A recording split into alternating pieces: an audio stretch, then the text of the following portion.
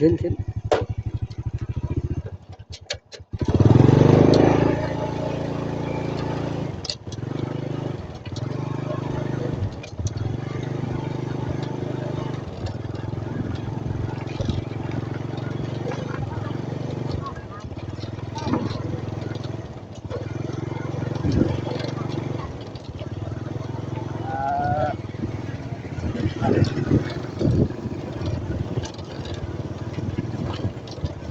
ชุมชนเขตลาวใต้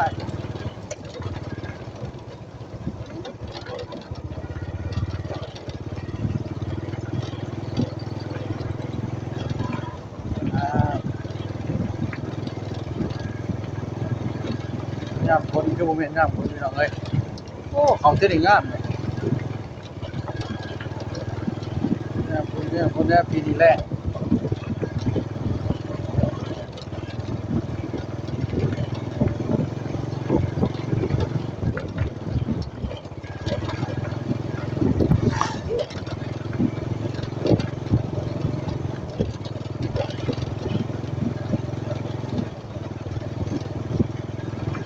ว่าอากาศบอกเหมือนพี่น้องเลย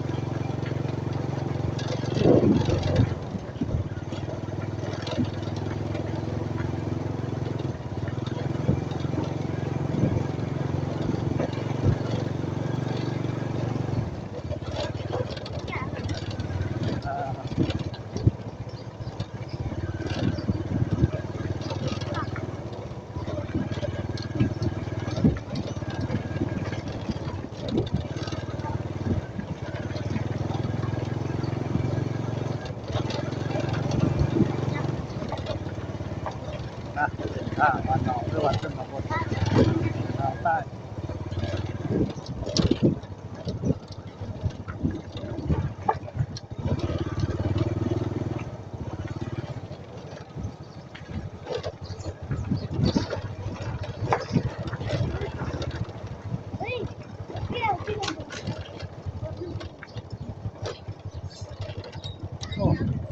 โอ้ยมาเย็ดรถเนี่ย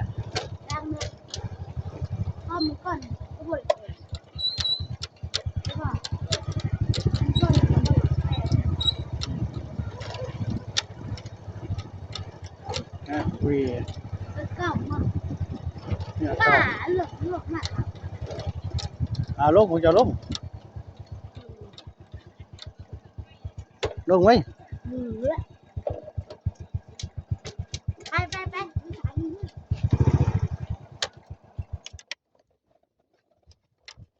ไปอีกรถเพิ่งก่อนผมจะเลิก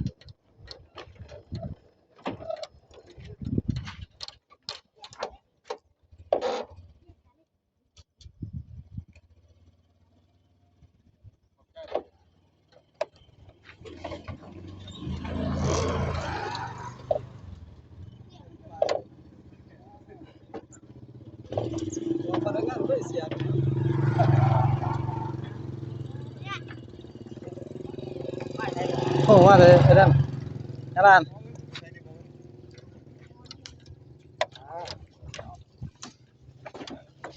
เอ้ย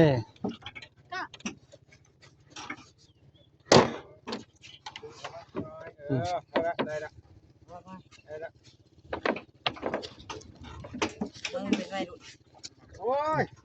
ไม่รู้เห็นอะไรเฮ้ยอ้าวแต่ไปใจโอ้แต่วันบ่ตาฝาดใครกันไหนบ่ให้ผมเนาะที่ไปที่มันเนาะมาพี่ลูกเจ้าหันดีๆนั่งดีๆลูกเจ้าเด้อไปนั่นเด้ข้านงุ้มมาเลยเอาไปเด้อเองต่อได้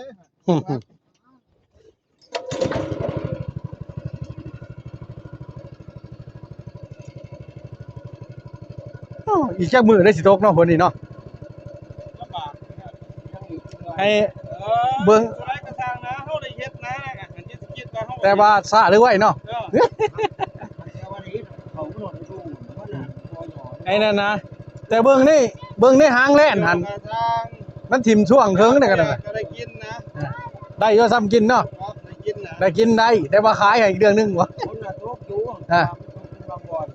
แล้วถ้าเขาสิยอแบบต้มกุ้งเฮ็ดจังไสจะยอน้ำ ดีๆเด้พวกตัวหันห้วยยับขึ้นมาหมด เฮ้ยบ่ยอน้ำคนคนนี่บ้านเขาบ่เอาซุมื้อนี่คนว่าช่วงเจ้าที่เกี่ยวพุ่นจะพังโล มันสิตกลงมาเนาะ เบิดมันบ่เบิดบาดนี้เอา โอ้ มันน้องเจ้าที่ละบาดนี้เจ้าพาว่ากินข้าวเหนานั่น ถ้าเกิด มันคนโยถือเจ้าว่า เจ้าบ่ต้องพาวเนาะ มันพาวก่อน แม่นๆเขาให้พักก่อนจะเพิ่งเหนื่อยหน้าแซงมาเออ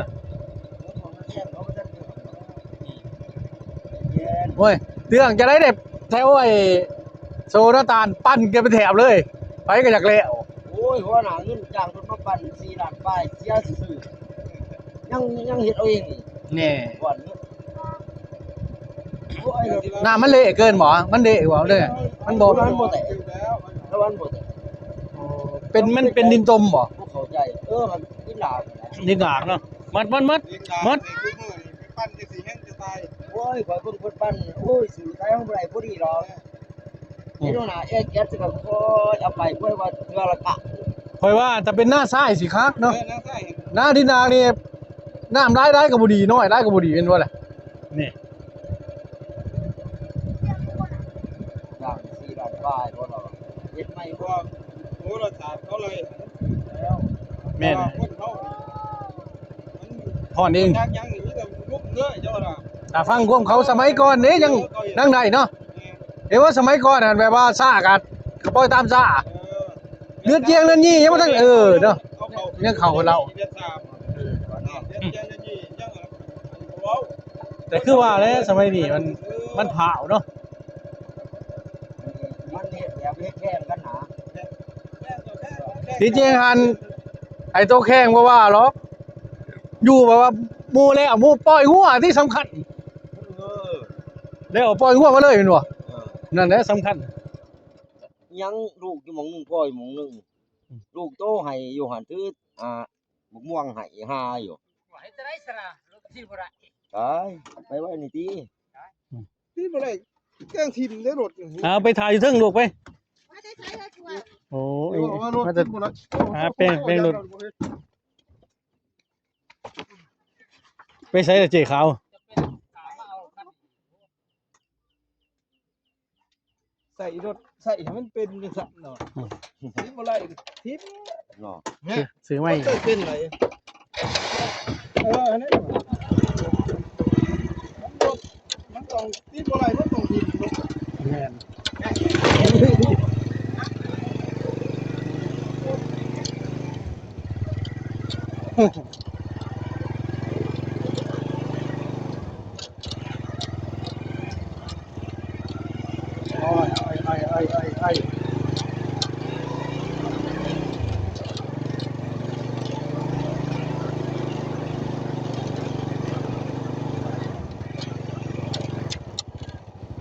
ไอ้มา นั่นล่ะตีเนาะ ดี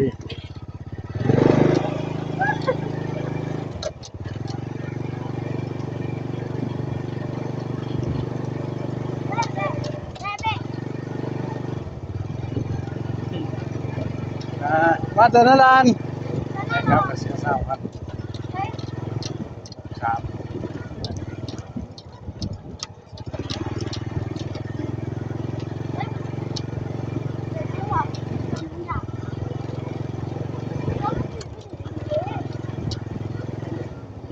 จนลาวใต้ทำนาทำไรใจเรียทนไม่ว่าหน้าแรงหน้าฝนมองหมดกำลังใจ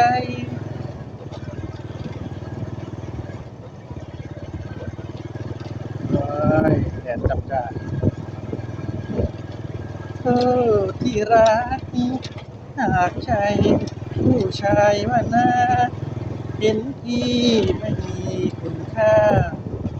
การด่าก็ใจดำเอ๊ะไผแมวนุกยังไปใส่เฮ้ว่าบอกเสยซ่อนน้ำว่าตัวใหญ่อูนี่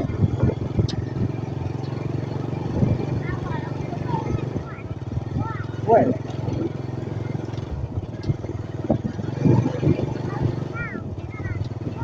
อ่า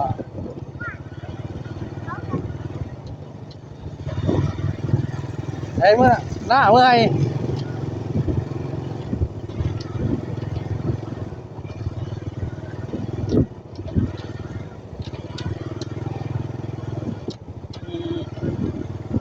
ก็เป็นวันหยุดเย็นอย่าไปได้กับเขาดิ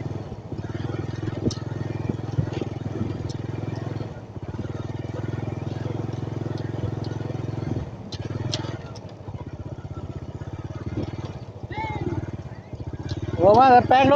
ถ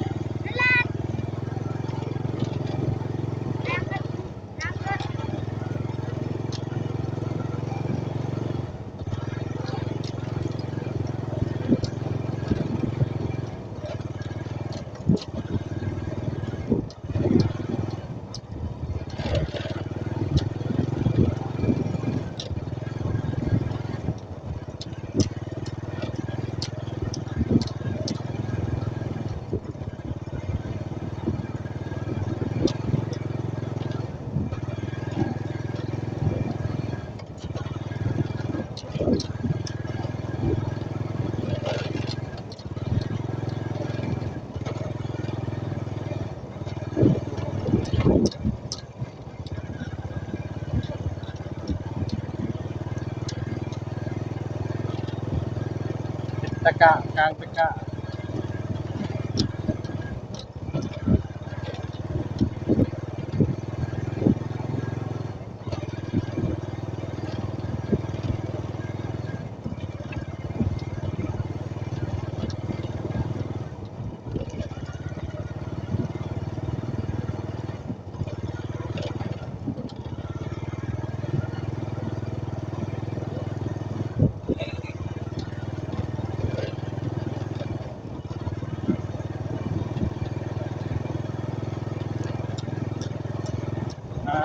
ชุมชนเราได้นะปลูกคลองมันแดดสิครับเนาะปลูกเพื่อนะปลูกสิ่งปลูกคลอง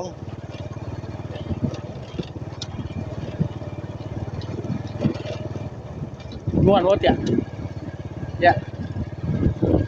ม้วนปะเนี่ยโอ้ยบอกม้วนมันม้วนอยู่แล้วมันคนขี่ดื้อม้วนจะได้นับเสียนะขี่เหือนับเสียนะนั่งเรือข้ามเซ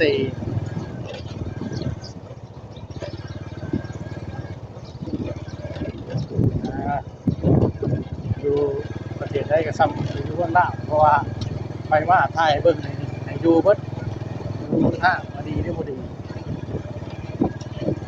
ตามกับคนใดก็แซ่เด้อพี่น้องออกไปในเพจเมกาคำพูดคอมเมนต์ในเฟซบุ๊กนะต้องดูไว้นะกดไลค์กดแชร์กดติดตาม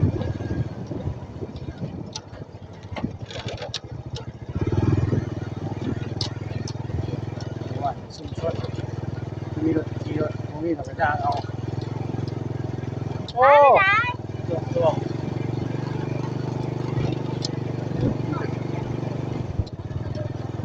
มีคนบ้านเขามีดำเนาะ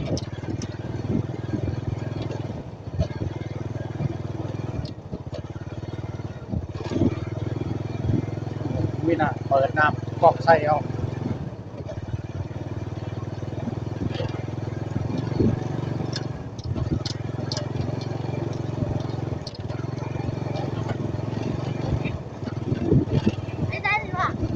ไปเบิ่งดินกันเอาหน่อยเอามากอ่ะเบิ่งดินพอหน่อยเอามากว่าหัวก็สิว่าเฮ็ดทาง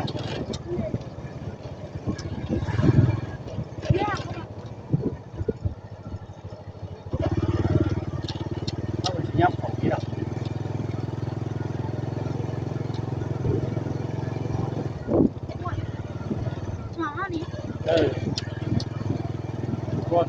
สิบ่มา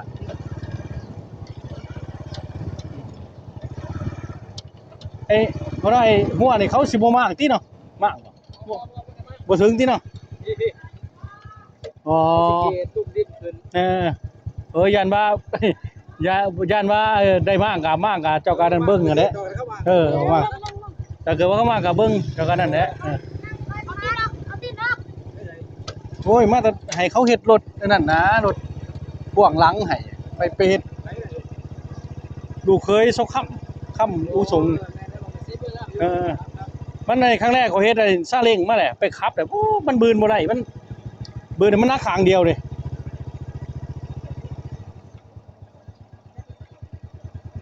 ประมาณ3 ล้านปลายข่อยว่าเพิ่นเตรียมหลอกรถให้เพิ่นดอกบ่ข่อยบ่นั่นว่าเต็มหลอกเว้ากันได้ยังเพิ่นมาหาข่อยบ่ยากหรอก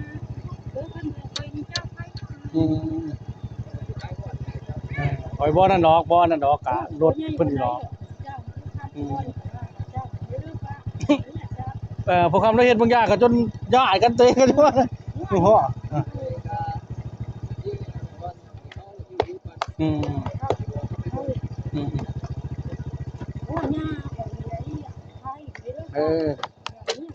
เอาจะได้กะถ้าเพื่อเพิ่นฮื้อหัวกันเจ้าก็ได้การดูบ่ได้เด้อฝากแน่ๆขอบใจ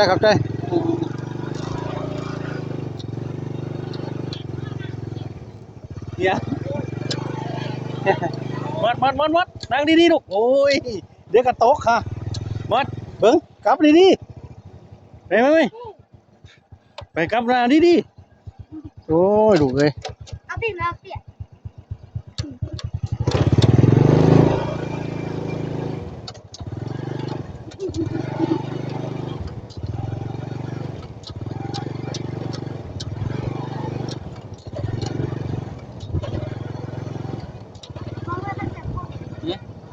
มันไปยากลูก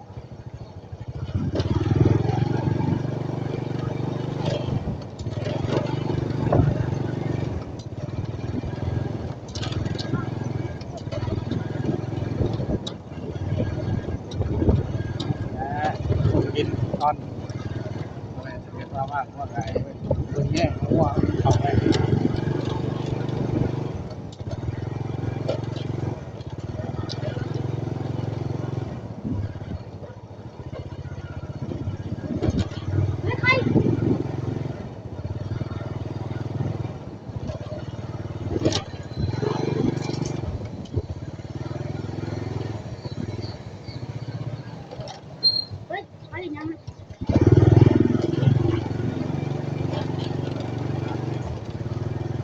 ชุมชน